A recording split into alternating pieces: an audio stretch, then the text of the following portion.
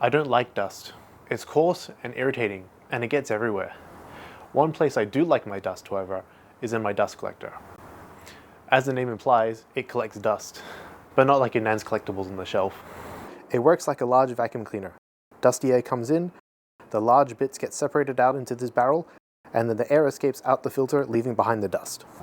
Usually woodworking tools have a port that helps extract the dust before it can become airborne, and go to places you don't want, like your lungs, or your precision machine tools.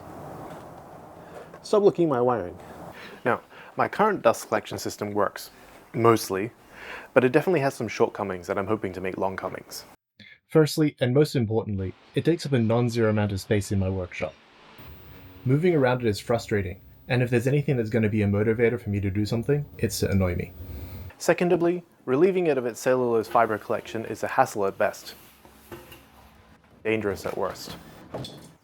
And C, I'm sick of moving a giant tube from tool to tool, making yet another tripping hazard.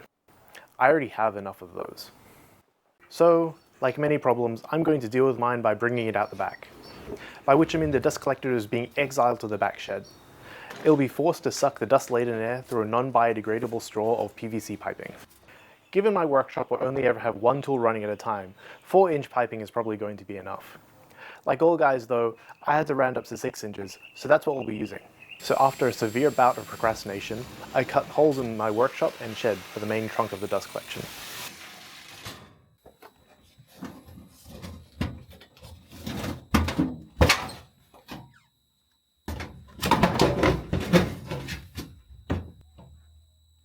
And now that I was actually committed to this, I had to do some planning. And what I wanted to do is I wanted to minimize the amount of work I have to do, as motivation is in shockingly low supply these days. This means that I have to plan out drops for all my existing tools and some tools that I want to plumb in the future. Putting it all together is kind of like Lego, but this Lego involves overpriced pieces of plastic, so normal Lego. And after Mother Nature had voiced her displeasure, I landed on 2 drops. One to my table saw station that serves my table saw and my router table, with free gates at either end for portable tools, and with the other drop going to my jointer, with a free gate there for a future tool as well. One cool bit I do want to point out is this compressed pipe I modeled and printed. It has the same internal area as the pipe I'm using, but it's squashed, so it fits between the studs behind my French cleat wall.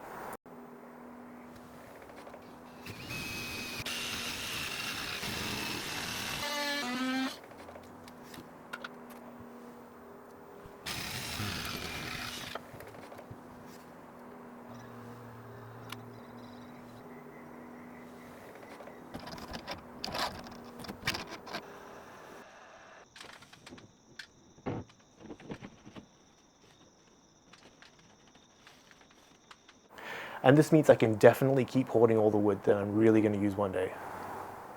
And speaking of 3D printing, I 3D printed most of the plumbing fittings where I could, because paying $40 for a funny shaped tube of plastic is a little bit excessive. And I can make my own funny shaped pieces of plastic for way cheaper. I guess at the low price of my sanity. You can actually find all these 3D models linked in the description if you're really interested in them. No longer speaking of 3D printing, I also made my own blast gates. Now the ones you can buy are either leaky, expensive, or both. I'd rather ones that are neither, but I'll settle for cheap. Now these are a really simple design. There's one hole that lets air and dust through. So in this position, air and dust. In this position, no air and dust.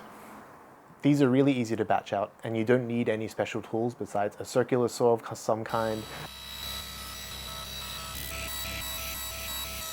and a jigsaw. Or a router too if you really want to get fancy. Really be careful around router though. I got complacent and I'm lucky I can still count to 10. You know, every project apparently needs a blood sacrifice.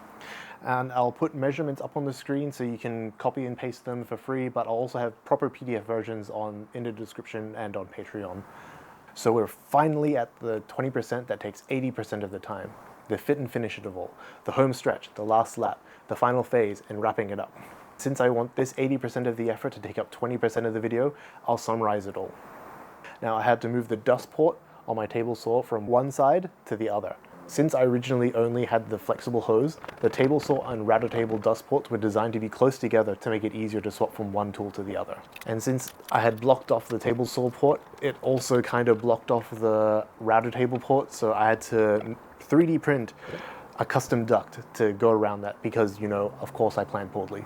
And on the dust collector, I also put a smart switch in temporarily so I can turn it on and off without having to go all the way into the shed and, effectively bypassing the NVR switch. And don't worry, I'm going to replace this with a contactor soon because of the inductive loads and stuff. And because I know that people would bring it up, I grounded the entire system to prevent static buildup. Unless I want to die in a fiery explosion, according to those people on the internet anyway. And after that, I can finally actually use my dust collection system in anger. Now I've set these things up so each of the gates is the same way, except the table saw. It's pull to open, but this one's, pull to close. So then it's easy to see when one gate is open and when that tool isn't being used. Now, yes, there are things fitting, like overhead dust collection for the table saw and the router table. And I physically can't clean the filter right now because there's no space for the handle to clean the filter. And also I kind of can't empty the filter anyway. But anyway, I guess that you can say that it's done. So if you want to see me solve these problems, subscribe and I'll see you next time.